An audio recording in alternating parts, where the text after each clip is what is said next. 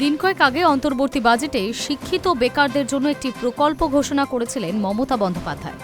তার নাম দেওয়া হয়েছে যুব সাথী। জানানো হয়েছে এই প্রকল্পে শিক্ষিত বেকার অর্থাৎ মাধ্যমিক পাশের পর যারা বেকার রয়েছেন তাদের প্রতি মাসে দেওয়া হবে ১৫০০ টাকা। মঙ্গলবার এই ইস্যু নিয়ে সাংবাদিক সম্মেলন করে মমতা বন্দ্যোপাধ্যায়। তিনি জানান, আগে আগস্টে যুব সাথী প্রকল্প চালু করার কথা ঘোষণা করা হয়েছিল, কিন্তু তা এগিয়ে আনা হচ্ছে। এপ্রিল থেকেই মিলবে এই বেকার ভাতা। নিশ্চয়ই ভাবছেন এই ভাতার ক্ষেত্রে আর কোনো শর্ত রয়েছে কিনা। মমতা দিন জানান, ২১ থেকে ৪০ বছর বয়সী হতে হবে। যদি কোনো রকম স্কলারশিপ পেয়ে থাকেন তাতে কোনো সমস্যা নেই, তবে স্কলারশিপ ছাড়া যদি রাজ্য সরকারের অন্য কোনো জনমুখী প্রকল্পের আওতায় থেকে থাকেন তাহলে যুব সাথীর সুবিধা মিলবে না। প্রাথমিকভাবে ৫ বছর প্রতি মাসে এই টাকা পাবেন।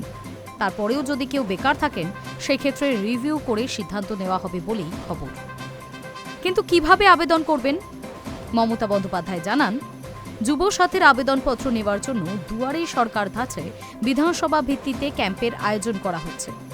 ১৫ থেকে ২৬ তারিখ অবধি চলবে এই ক্যাম্প। সকাল ১০টা থেকে বিকেল ৫টা পর্যন্ত আধিকারিকরা থাকবেন সেখানেই প্রয়োজনীয় নথি দিয়ে আবেদন করা যাবে। সঙ্গে সঙ্গেই মিলবে রসিদও। এই প্রকল্প নিয়ে সংবাদপত্রে বিজ্ঞাপনও দেওয়া হবে বলে জানালেন Mamata Bandyopadhyay. Hi news network.